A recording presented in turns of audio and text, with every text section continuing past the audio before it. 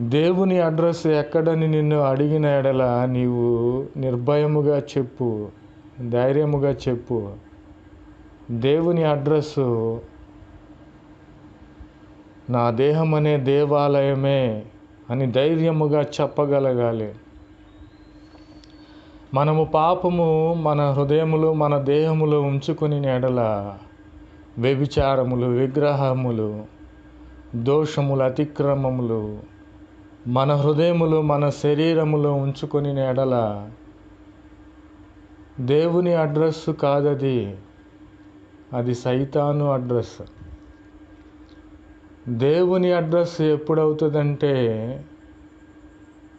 మన దేహం అనే దేవాలయములను శుద్ధీకరించుకొని దేవుని మాటలకు మనము